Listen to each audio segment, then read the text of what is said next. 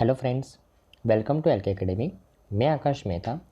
आज हम डिस्कस करेंगे करंट अफेयर्स जुलाई 4th वीक के। Let's start with the first news.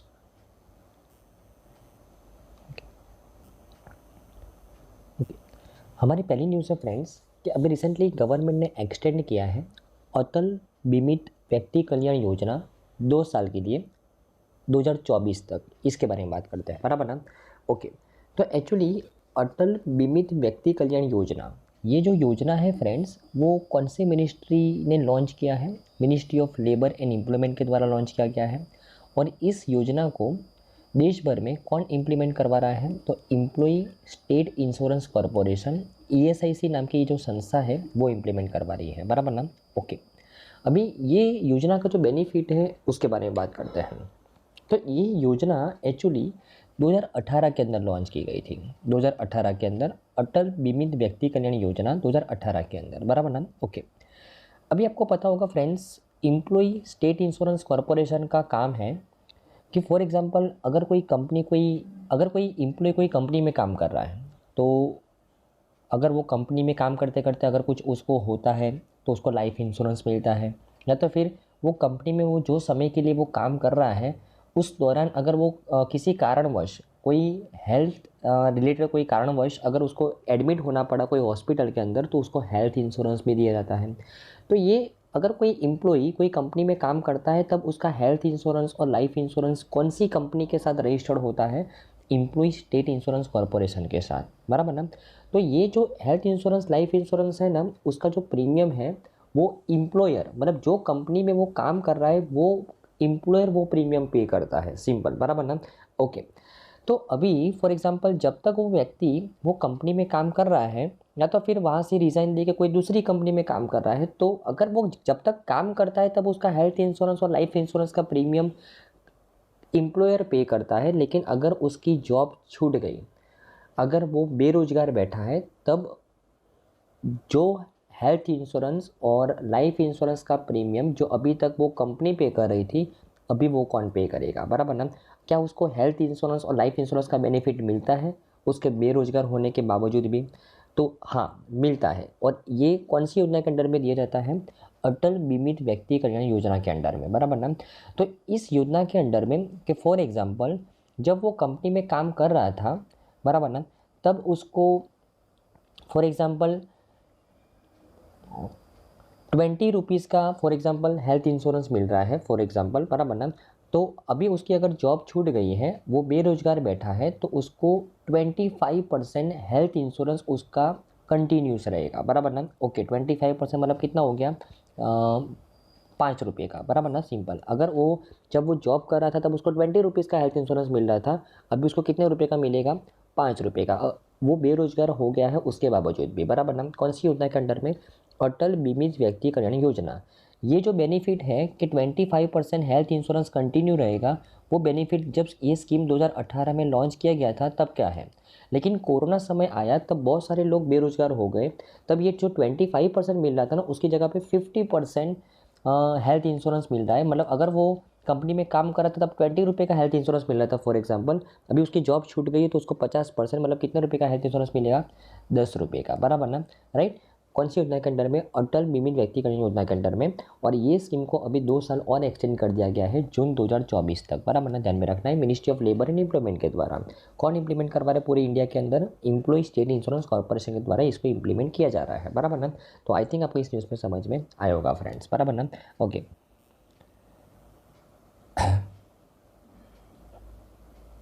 Total इस योजना के अंडर में अभी तक 12 दिसंबर 2022 तक 66,000 एम्प्लॉइज़ ने बेनिफिट लिया है। अनएम्प्लॉयमेंट होने के बावजूद भी यहाँ पे हेल्थ इंश्योरेंस और लाइफ इंश्योरेंस का कवर हुआ है, बराबर ना। टोटल डिसबर्समेंट अभी तक इस योजना के अंडर में 87.83 करोड़ का हुआ है, बराबर, ध्यान में रखना है। ओके, तो आई थिंक आपको इस न्यूज़ में अच्छे से समझ में आया होगा फ्रेंड्स। ओके, हमारी नेक्स्ट न्यूज़ है फ्रेंड्स कि अभी रिसेंटली तेलंगाना गवर्नमेंट और वर्ल्ड इकोनॉमिक फोरम के द्वारा लास्ट ईयर सगु बगु नाम का एक प्रोजेक्ट लॉन्च किया गया था और उसका फेज़ 1 का एक रिपोर्ट आया है। इसके लिए वो रिसेंट न्यूज़ में है, बराबर ना। आपके लिए ये सगु बगु प्रोजेक्ट इंपॉर्टेंट है, बराबर ना। कि सगु बगु एग्रीकल्चर डेवलपमेंट प्रोजेक्ट, ये तेलंगाना गवर्नमेंट और वर्ल्ड इकोनॉमिक फोरम के द्वारा साथ में मिलकर उन्होंने ये प्रोजेक्ट को लॉन्च किया था, बराबर ना। इस प्रोजेक्ट का मेन हेतु है to provide the artificial intelligence based agritech services to the farmers in Telangana, बराबर ना। फार्मर्स को artificial intelligence based agritech service provide करना है, बराबर ना। इस प्रोजेक्ट का मेन हेतु है। ओके, तो ये जो प्रोजेक्ट है ना friends, actually world economic forum का एक पायलट प्रोजेक्ट चल रहा है, बराबर ना। Artificial intelligence for agriculture innovation, बराबर। Artificial intelligence for agriculture innovation, इसी पायलट प्रोजेक्ट के अंडर में वर्ल्ड इकोनॉमिक फोरम ने तेलंगाना गवर्नमेंट के साथ में मिलकर ये सगु बगु प्रोजेक्ट लॉन्च किया है। और इस प्रोजेक्ट का मेन हेतु है artificial intelligence based agritech service provide करना फार्मर्स को, बराबर ना, राइट। ओके, तो ये लास्ट ईयर ये प्रोजेक्ट लॉन्च किया गया था अभी और ये जो प्रोजेक्ट है एक्चुअली पायलट बेसिस के ऊपर तेलंगाना के कुछ डिस्ट्रिक्ट के अंदर विलेज लेवल पे उसको इम्प्लीमेंट किया गया था, बराबर ना, राइट। कि भाई उस डिस्ट्रिक्ट के अंदर जितने भी गांव हैं, बराबर ना, वहाँ पे फार्मर्स को कितने लेवल तक एग्रीटेक सर्विस प्रोवाइड की जाती है ताकि उनका मिनिमम से मिनिमम लॉस हो जब कोई भी नेचुरल डिजास्टर आए, बराबर ना, राइट।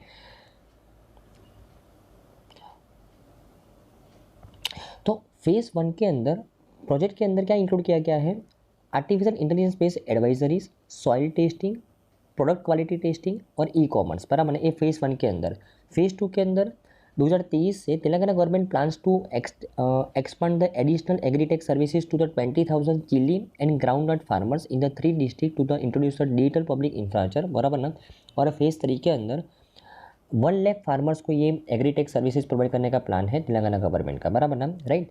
ओके, तो this project is a example of the agriculture value chain transformation bye focusing on easing up agri-tech services delivery to the end customer through the administrative and policy support and through digital public infrastructure, बराबर ना, right.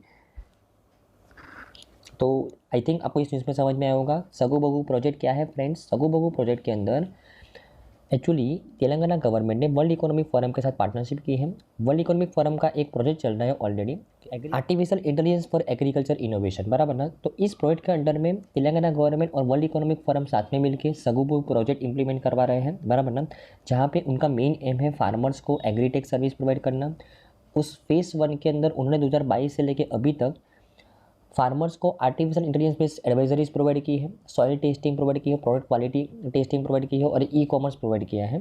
अभी phase 2 में उनका planning क्या है कि 20,000 chilli farmers तक पहुंचना है और फेज़ 3 के अंदर 2025 तक 1 लाख फार्मर्स तक पहुंचना है, बराबर ना। और उनको ये सब सर्विस प्रोवाइड करनी है।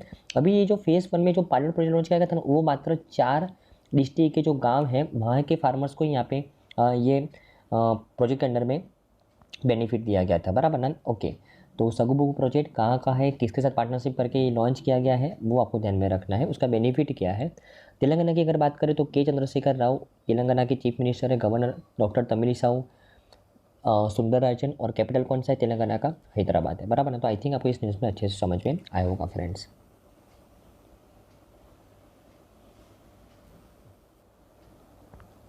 ओके, हमारी नेक्स्ट न्यूज़ है फ्रेंड्स कि अभी रिसेंटली राजस्थान ने इंट्रोड्यूस किया है इंडिया का पहला गीग वर्कर्स बिल 2023, उसके बारे में बात करते हैं, बराबर ना। ओके, तो अगर मैं यहाँ पे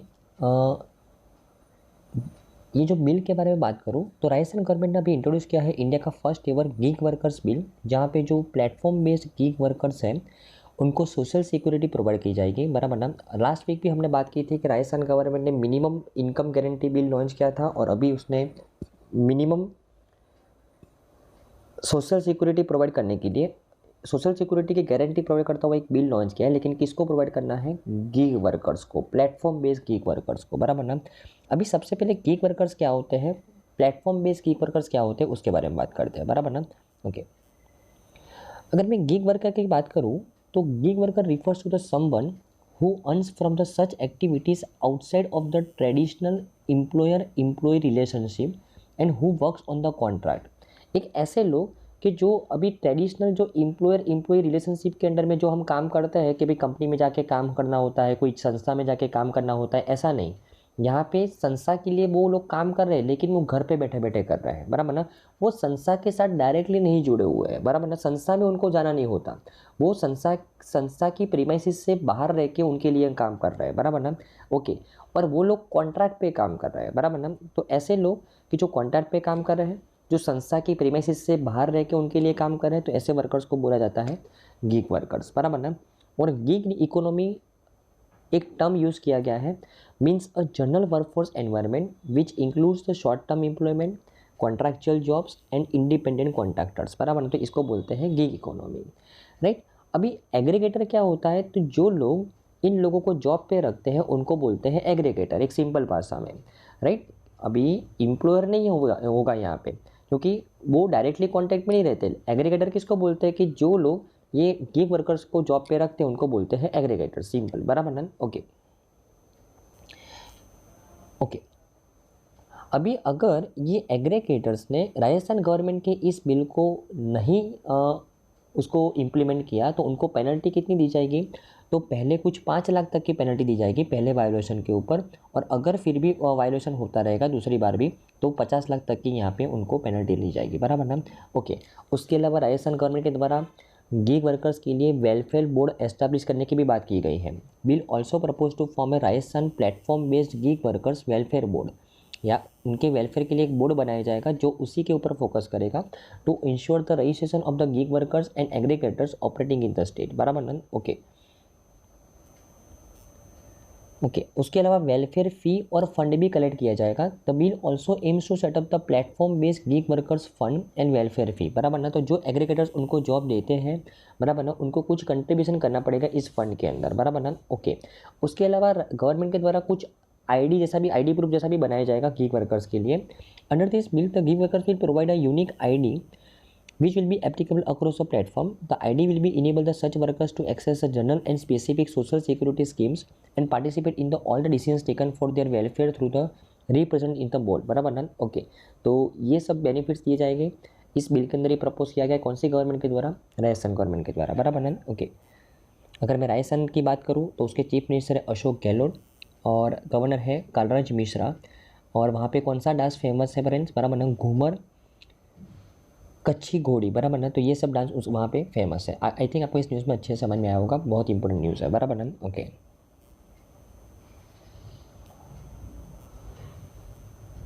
हमारे नेक्स्ट न्यूज़ है फ्रेंड्स कि India's first fisheries Atal incubation centre to be set up at the this संस्था जो केरला में अंदर है, बराबर ना। और कितना करोड़ का ग्रांट देके इसको एस्टेब्लिश किया गया है, 10 करोड़ की, बराबर ना। उस संस्था के बारे में बात करते हैं। ये अटल इंक्यूबेशन सेंटर क्या होते हैं उसके बारे में बात करते हैं, बराबर ना। ओके, बराबर। ओके, अगर मैं India first Atal incubation centre जो स्पेसिफिकली फिशरीज सेक्टर के लिए बनाया गया है, कहाँ पे, Kerala university of the fisheries and ocean studies जो कोची केरला के अंदर है, to promote the innovation, entrepreneurship and technological advancement in the fisheries and related sectors, बराबर ना। ओके, तो यहाँ पे सबसे पहले हम बात करते हैं कि अटल इंक्यूबेशन सेंटर क्या है।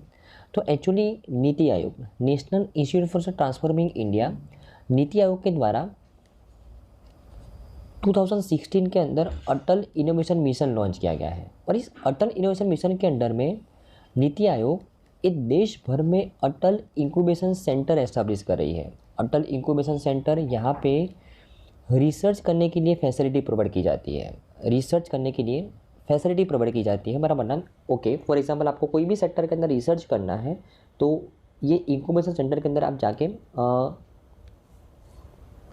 रिसर्च कर सकते हो। उसके अलावा फॉर एग्जांपल अगर आपने कोई चीज़ ऑलरेडी इन्वेंट कर ली है और उसको मार्केटाइज करने के लिए, उसको कॉमर्शलाइज करने के लिए आपको उसको टेस्ट करना है, बराबर ना, कि भाई उसको फॉर एग्जांपल आपने कोई एप्लीकेशन बनाया लेकिन वो एप्लीकेशन एंड्रॉयड के ऊपर चल रहा है, आईफोन के अंदर चल रहा है, बराबर ना, मैक वर्जन के अंदर चल रहा है कि नहीं चल रहा है, तो उसके लिए आपको अलग अलग फ़ोन्स के ऊपर, अलग अलग टैबलेट के ऊपर उसको टेस्ट करना पड़ेगा। तो टेस्टिंग फैसिलिटी भी यहाँ पे इंक्यूबेशन सेंटर के अंदर मिलती है। कौन प्रोवाइड करता है, नीति आयोग, बराबर ना। कौन से मिशन के अंडर में, अटल इनोवेशन मिशन के अंडर में। तो पहली बार ऐसा कोई अटल इंक्यूबेशन सेंटर जो फिशरीज सेक्टर के अंदर बन रहा है, कहाँ पे, Kerala university of the fisheries and ocean study जो कहाँ पे है, कोची केरला के अंदर, बराबर ना। और कितना पैसे के ग्रांट से ही बनाया गया है, 10 करोड़, बराबर ध्यान में रखना है। और नीति आयोग के द्वारा इसको बनाया गया है और कहाँ पे बनाया गया है, Kerala university of the fisheries and ocean studies के अंदर, बराबर ना, okay.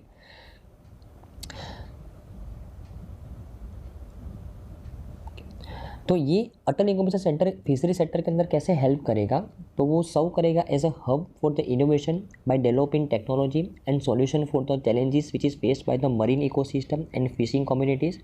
It will also support the new business in this sector to improve the fisheries industry and boost the economy. By encouraging the partnership between the universities, industries and the government, Atal Incubation Center will aid the knowledge transfer and commercialization of the research outcome. जैसे मैंने आपको बात की, इस centre का main objective होता है चीज़ों को कॉमर्शलाइज करने के लिए वो फैसिलिटी प्रोवाइड करता है, बराबर ना। It will also create the job opportunities and provide a supportive environment for the startups and entrepreneurs to the success, बराबर ना। तो ये ऑब्जेक्टिव से ये अटल इंक्यूबेशन सेंटर एस्टैब्लिश किया गया है फिशरी सेक्टर के अंदर, बराबर ना, ओके। और जैसे मैंने आपको बात की, ये जो अटल इंक्यूबेशन सेंटर है उसको कौन हैंडल कर रहा है, नीति आयोग। कौन से मिशन के अंडर में, अटल इनोवेशन मिशन के अंडर में। ये अटल इनोवेशन मिशन कब लॉन्च किया गया था, 2016 के अंदर, बराबर ना, ओके। तो आई थिंक आपको इस न्यूज़ में अच्छे से समझ में आया होगा फ्रेंड्स, बराबर ना, okay.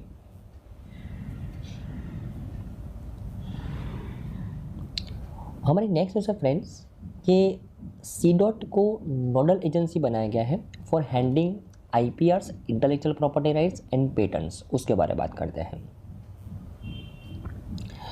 The government of India ने डिसाइड किया to make the centre for development of the telematics CDOT, जो एक R&D सेंटर है of the department of the telecommunication, ministry of communication का, as a nodal agency to facilitate to handle the telecommunication intellectual property rights and the patents. तो telecommunication sector में जितने भी intellectual property rights हैं और जो patents है उसको हैंडल कौन करेगा अभी अब से, centre for development of the telematics CDOT, एक R&D सेंटर है डिपार्टमेंट ऑफ टेलीकम्युनिकेशन जो मिनिस्ट्री ऑफ कम्युनिकेशन के अंडर में काम कर रहा है, बराबर ना। CDOT will only act as a facilitator for the SAP negotiations and shall not be have any financial liability or obligations towards the any parties, बराबर ना, ओके। अगर मैं CDOT की बात करूँ, अगर इस न्यूज़ के कुछ की पॉइंट्स की बात करूँ, तो CDOT will be offer the support and guidance to the startups, micro and small and medium enterprise and research entities in converting their innovations into the IPRs and transforming the research into the commercially viable product, बराबर ना। CDOT ये संस्थाओं को support भी करेगा कि भाई आपने कुछ इनोवेशन किया है, आप उसको IPR में कन्वर्ट कीजिए। It will be manage the IPRs standard essential patent on behalf of the Indian research and development ecosystem and engage with the both domestic and global IPR licensors. It represents the Indian technology entities in the IPRs related engagements and be responsible for developing, hosting and maintaining the repository of the Indian Telecom IPRs और SAPs, बराबर ना। तो Indian telecom के जितने भी IPRs है उसकी repository कौन बनेगा, CDOT बनेगा। This initiatives align with the national digital communication policy goals which aims to establish the intellectually recognized IPRs in India, promote the SAPs in digital communication technology and encourage the Indian IPRs through the international collaborations, बराबर ना। तो ये objective से CDOT को ये responsibility दी गई है, बराबर ना, ओके। अगर मैं CDOT के बारे में बात करूँ फ्रेंड्स, तो उसकी स्थापना हुई 1984 के अंदर। उसके जो CEO है डॉक्टर राजकुमार उपाध्याय है, उसका हेडक्वार्टर कहाँ पे है, न्यू दिल्ली के अंदर, बराबर ना, ध्यान में रखना है।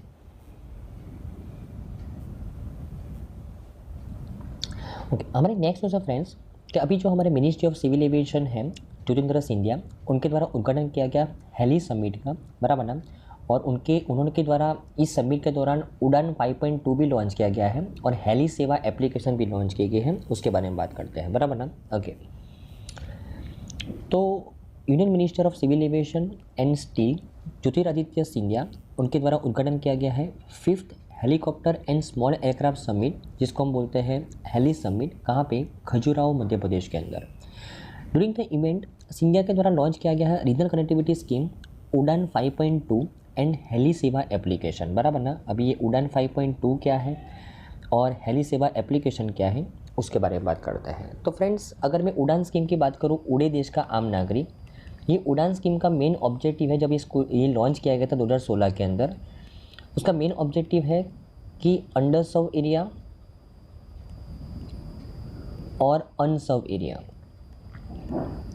इसको डेवलप करना। अभी अंडर सर्व एरिया और अनसर्व एरिया किसको बोलते हैं, तो ऐसा एरिया कि जहाँ पे एक भी एयरपोर्ट नहीं है उसको बोलते हैं अनसर्व एरिया। लेकिन एक ऐसा एरिया जहाँ पे एयरपोर्ट तो है लेकिन वहाँ पे एक से ज़्यादा फ्लाइट नहीं आती है तो उसको बोलते हैं अंडर सर्व एरिया। तो अंडर सर्व एरिया और अनसर्व एरिया को डेवलप करना है, उनको कनेक्ट करने के लिए रूट आइडेंटिफाई करना है। ये सब ऑब्जेक्टिव किसका है? उड़ान स्कीम का है। 2016 के अंदर इसको लॉन्च किया गया था, बराबर ना।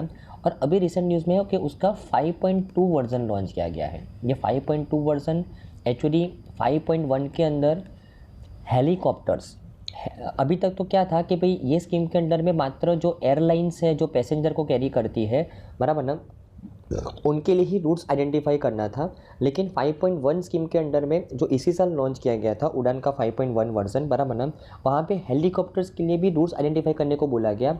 और इस बार ये 5.2 वर्जन के अंदर हेलीकॉप्टर्स, उसके अलावा जो स्मॉल एयरक्राफ्ट है, जो प्राइवेट एयरक्राफ्ट है, बराबर ना, उसको भी रूट्स आइडेंटिफाई करने को, उसके भी रूट्स आइडेंटिफाई करने को इस स्कीम के अंदर में टारगेट रखा गया है उड़ान 5.2 के अंदर में, बराबर ना, ध्यान में रखना है। ओके,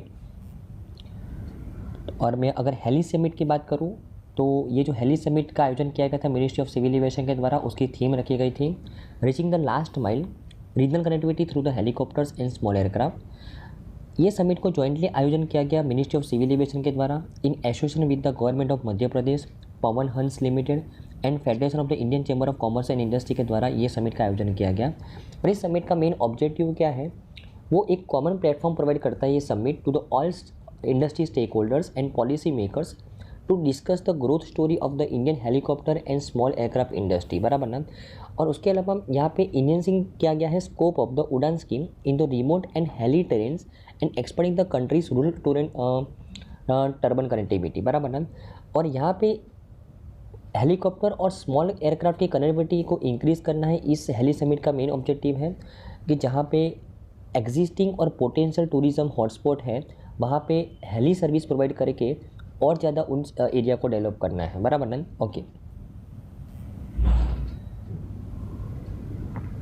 ओके, तो जैसे मैंने आपको बात की तो उड़ान का जो ओरिजिनल वर्जन है 2016 के अंदर लॉन्च किया गया था to enhance the connectivity to the tier 1 and tier 3 cities of India and achieve the last mile connectivity through the small aircraft such as 1A with less than 9 seats and category 1 with less than 20 seats, बराबर ना। तो affordable price में air connectivity provide करना है small aircrafts का use करके। Small aircraft such as the 1A मतलब जहाँ पे 9 सीट से भी कम यूज़ है, कम सीट है, और कैटेगरी 1 जहाँ पे 20 सीट से भी कम सीट्स है, बराबर ना।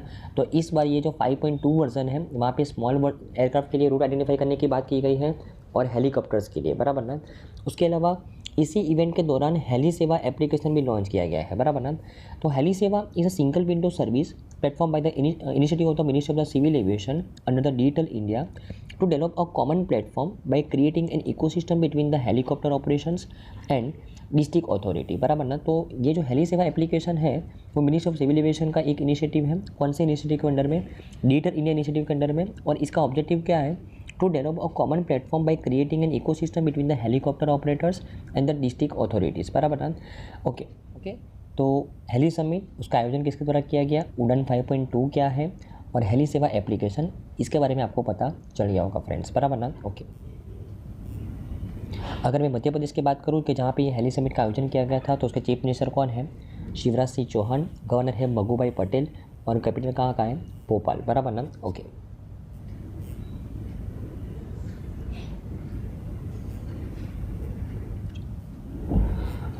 हमारी नेक्स्ट न्यूज़ है फ्रेंड्स कि अभी recently ministry of agriculture and farmers welfare के द्वारा 3 टेक्नोलॉजिकल इनिशिएटिव्स लॉन्च किए हैं, उसके बारे में बात करते हैं।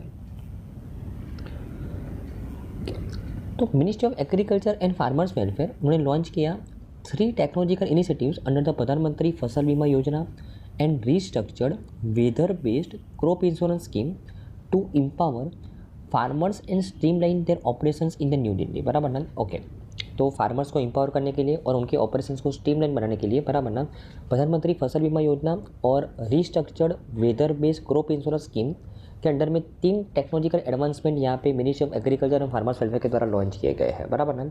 ओके, यूनियन एग्रीकल्चर मिनिस्टर जो हमारे नरेंद्र सिंह तोमर और union minister of earth science Kiren Rijiju उन्होंने लॉन्च किया ये 3 इनिशिएटिव्स।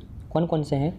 तो एक तो है यस टेक का फुल फॉर्म है yield estimation system based on the technology, yes tech manual, weather information network data system, winds portal and aide Sahayak mobile application, ये 3 इनिशिएटिव्स लॉन्च किए गए हैं to provide the farmers with the accurate weather data, yield estimates and crop insurance access effective from the current tender cycle of 2023 to 2025, बराबर ना।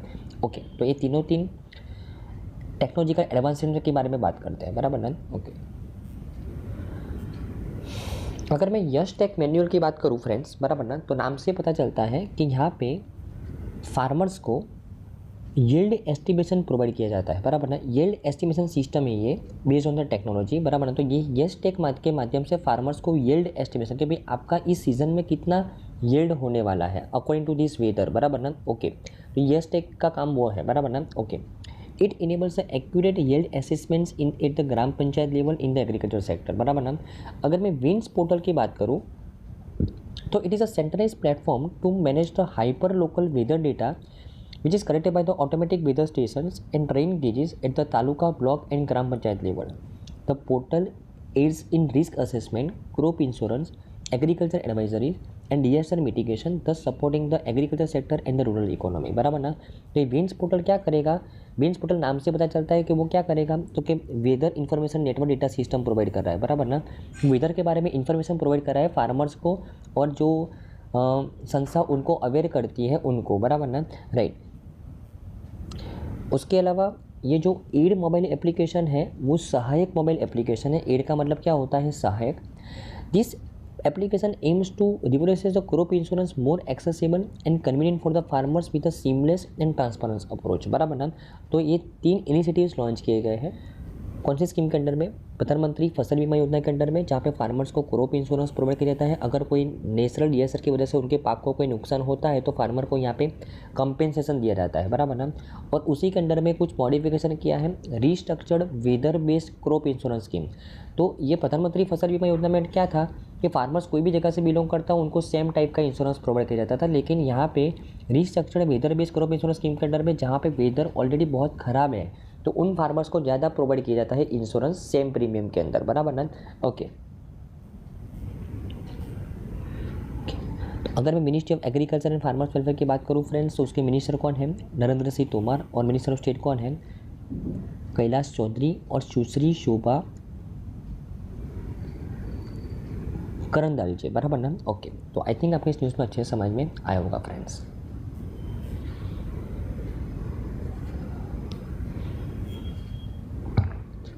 हमारी next news है friends कि अभी रिसेंटली मिनिस्ट्री ऑफ जल शक्ति के द्वारा सेलिब्रेट किया गया first anniversary of the rural वॉश partner forum in new Delhi, उसके बारे में बात करते हैं, बराबर ना। तो रूरल वॉश पार्टनर्स फोरम एक प्लेटफॉर्म है of the department of drinking water and sanitation का under the ministry of Jal शक्ति, उनके द्वारा भी फर्स्ट एनिवर्सरी सेलिब्रेट किया गया। इसका रूरल वॉश पार्टनर्स फोरम का, बराबर ना। और ये जो सेलिब्रेशन किया गया फर्स्ट एनिवर्सरी का कब किया गया, तो एक नेशनल कॉन्फ्रेंस का आयोजन किया गया था ऑन अ रूरल वॉश के ऊपर, बराबर ना। तो ये कॉन्फ्रेंस के दौरान ये सेलिब्रेशन किया गया। ये कॉन्फ्रेंस का थीम क्या रखा गया था, accelerating the progress towards a स्वच्छ सुजल भारत, बराबर ना। तो ये जो कॉन्फ्रेंस हुई थी national conference of the rural वॉश पार्टनर, इस कॉन्फ्रेंस का थीम रखा गया था accelerating the progress toward the Swachh Sujal Bharat, बराबर ना। ओके, और उसके अलावा the conference was initiated by the union minister of the Jal Shakti Gajendra Singh Shekhawat and launch various initiatives such as okay. उसके अलावा ये जो कॉन्फ्रेंस है उसका उद्घाटन किसके द्वारा किया गया, तो हमारे जो जल शक्ति के मिनिस्टर है गजेंद्र सिंह शेखावत, उनके द्वारा किया गया। और इसी कॉन्फ्रेंस के दौरान उन्होंने बहुत सारे इनिशिएटिव्स की भी लॉन्च किया, बराबर ना। कौन कौन से इनिशिएटिव्स को लॉन्च किया, तो उन्होंने एक मैनुअल रिलीज़ किया for the disaster management plan के लिए, सेटअप किया है Jal Jeevan mission digital academy, वो लॉन्च किया। फिर रूरल वॉश पार्टनर्स फोरम का एनुअल ईयर बुक और वेब पेज लॉन्च किया। Swachhata chronicles transformative tales from the India, ये लॉन्च किया। और field assessment framework and ranking protocol of जो स्वच्छ सुजल भारत है, बराबर ना, उसका जो फील्ड असेसमेंट किस तरीके से करना है वो भी लॉन्च किया, बराबर ना। ओके,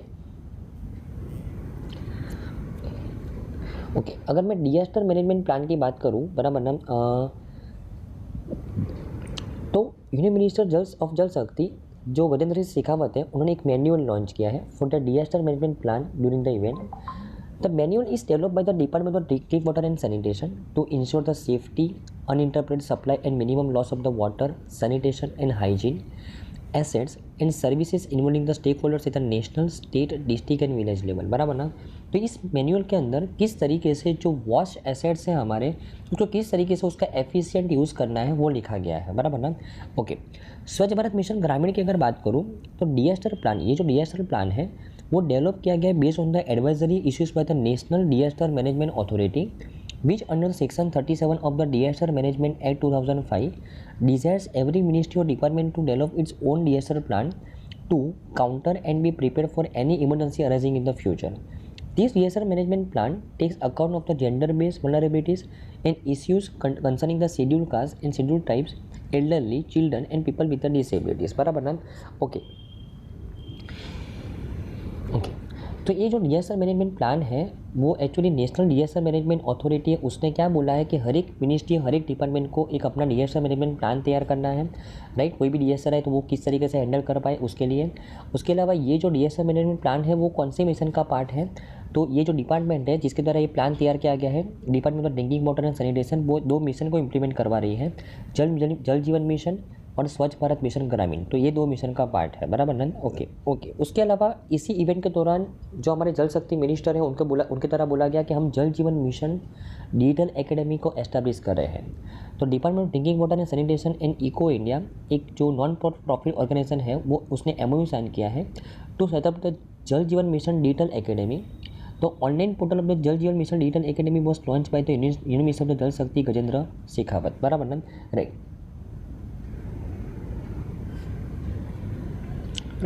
तो जल Jeevan mission digital academy establishment हो रहा है, इसके लिए मिनिस्ट्री ऑफ जल शक्ति के द्वारा किसके द्वारा पार्टनरशिप की गई है, इको इंडिया के साथ। बराबर ना, ध्यान में रखना है। ओके, तो जिस तरीके से स्वच्छ भारत मिशन को किस तरीके से इवोल्यूट किया जाता है ग्रामीण फेज़ के अंदर और अर्बन फेज़ के अंदर स्वच्छ सर्वेक्षण लॉन्च करके, तो उसी तरीके से यहाँ पे भी फील्ड असेसमेंट करने की बात की गई है कि भाई किस तरीके से हम वॉश प्रोग्राम को इम्प्लीमेंट करवा रहे हैं। बराबर ना। तो उसके लिए भी यहाँ पे एक फ्रेमवर्क तैयार किया है मिनिस्ट्री के द्वारा। It is a detail framework defining how the states और union territories will be rank in the Swachh Survekshan ग्रामीण। बराबर ना। ओके, तो अभी जो स्वच्छ सर्वेक्षण ग्रामीण आएगा जो स्वच्छ भारत मिशन को इवोल्यूट करता है, तो वहाँ पे वॉश के ऊपर भी किस तरीके से फोकस किया जाएगा उसके बारे में फ्रेमवर्क तैयार किया गया है मिनिस्ट्री के द्वारा। बराबर ना। ओके।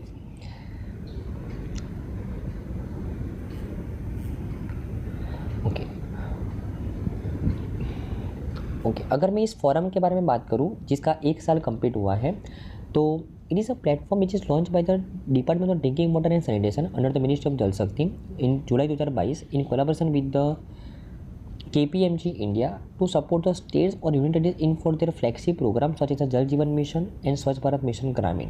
तो स्टेट्स और यूनियन टेरिटरीज को जल जीवन मिशन और स्वच्छ भारत मिशन ग्रामीण को इम्प्लीमेंट करवाने के लिए सपोर्ट प्रोवाइड करने के लिए फोरम को तैयार किया गया था। बराबर ना। और द की ऑब्जेक्टिव ऑफ इस platform is to drive the innovation in the वॉश sector through technology, developing knowledge products, information sharing, financing and building the capacity building of those associated with the program। बराबर ना। Okay, तो I think आपको इस news में अच्छे से समझ में आया होगा फ्रेंड्स। बराबर ना। ओके,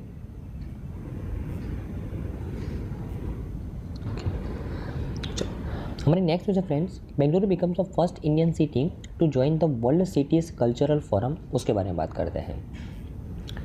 तो यहाँ पे Bengaluru, the capital of the Karnataka, become the first Indian city to be the part of the world cities cultural forum, a global network of the cities that share the research and intelligence to explore the role of the culture in the future prosperity। बराबर ना। और Bengaluru become the 41st city to join the forum and network currently includes the 40 cities across the 6 continents। बराबर ना। तो forum includes the cities like the New York, London, Paris, Tokyo, Dubai, और इसी city के अंदर कौन ज्वाइन हो गया है, बेंगलुरु। बराबर ना। ओके,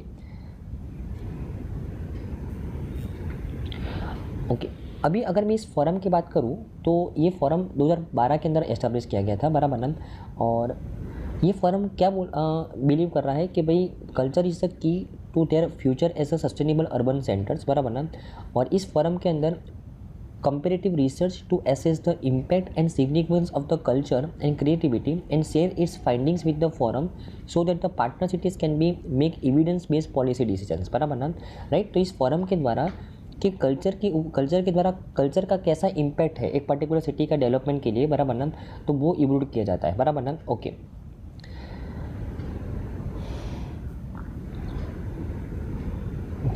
अगर मैं बेंगलुरु की बात करूँ तो Bengaluru is commonly refer to as a Silicon Valley of the India because of its role as a nation's leading information technology exporter. Bengaluru is a home to more than 30 government and private museums that showcase the city's rich history, art and culture. India's first interactive music museum वो open किया गया था 2019 के अंदर बेंगलुरु के अंदर, बराबर ना। As a part of the garden city of the India, it may be green spaces including the 2 national recognized botanical gardens Lalbagh and Cubbon park that act as a garden lungs for the city, बराबर ना। The variety of the festivals and cultural events takes place including the Bengaluru International Film Festival, Bengaluru Literature Festival, Bengaluru Design Festival, future fantastic festival. तो ये सब उसके जो culture है उसके लिए उसको इस फोरम में सिलेक्ट किया गया है, बराबर ना। ओके, तो आई थिंक आपको इस न्यूज़ में अच्छे से समझ में आया होगा। Bengaluru become the India's first city to get position in the world cities cultural forum, बराबर ना, ध्यान में रखना है। ओके,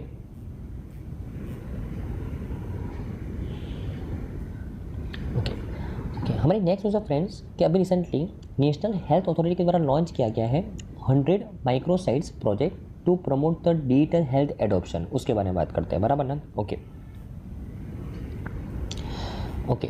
तो नेशनल हेल्थ अथॉरिटी उन्होंने लॉन्च किया है 100 microsites project under the Ayushman Bharat digital mission to provide the digital health adoption and enhance the healthcare accessibility for the all. This project will be implemented by the state mission directors of the Ayushman Bharat Digital Mission, while National Health Authority will provide the financial resources and overall guidance, बराबर ना। Okay, तो यहाँ पे state और union territory can be collaborate with the development partners and interfacing agencies to set up and manage the microsites, बराबर। सबसे पहले तो माइक्रोसाइट्स क्या है उसके बारे में बात करते हैं, बराबर ना। ओके,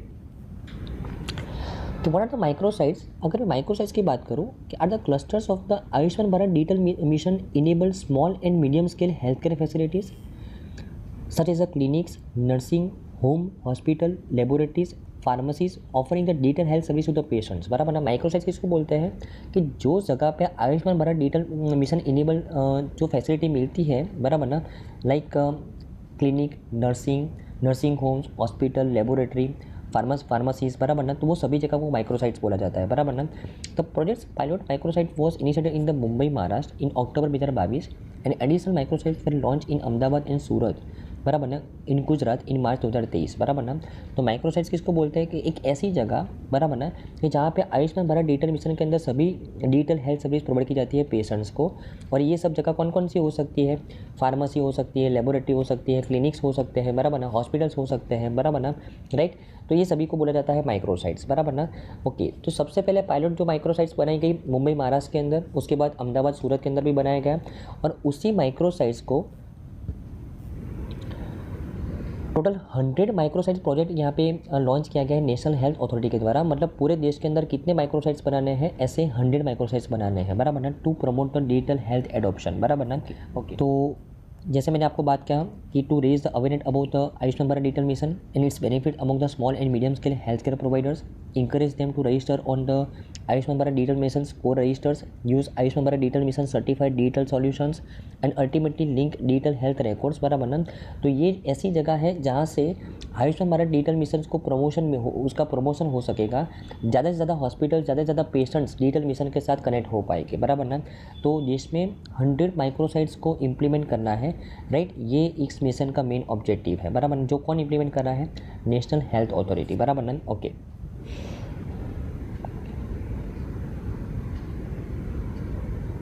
ओके, कैटेगरी यहाँ पे माइक्रोसाइट की कैटेगरीज भी होगी। कैटेगरी ए माइक्रोसाइट किसको बोलते हैं, तो जहाँ पे मिनिमम 1000 फैसिलिटीज़ होती हैं including the all type of the health facility mention above. और कैटेगरी बी माइक्रोसाइट किसको बोलते हैं कि जहाँ पे 500 फैसिलिटीज़ मिलती है, जहाँ पे मिनिमम 500 से 1000 के बीच में फैसिलिटीज़ मिलती है, बराबर ना, including the all type of the health facilities mention above, बराबर ना। तो कैटेगरी ए माइक्रोसाइट जहाँ पे मिनिमम 1000 फैसिलिटी मिलती है, कैटेगरी बी माइक्रोसाइट जहाँ पे मिनिमम 500 से 1000 तक की फैसिलिटी मिलती है, बराबर ना। ओके, और ये पूरा प्रोजेक्ट जो कौन इंप्लीमेंट करवा रहा है, नेशनल हेल्थ अथॉरिटी, उसके सीईओ कौन है, एस गोपाल कृष्णन, और उसका हेडक्वार्टर कहाँ पे, न्यू दिल्ली के अंदर, बराबर ना। ओके, तो आई थिंक आपको इस न्यूज़ में अच्छे समझ में आया होगा फ्रेंड्स, बराबर। तो आई थिंक आज की सभी न्यूज़ के अंदर आपको अच्छे समझ में आएगा friends. Thank you friends, bye.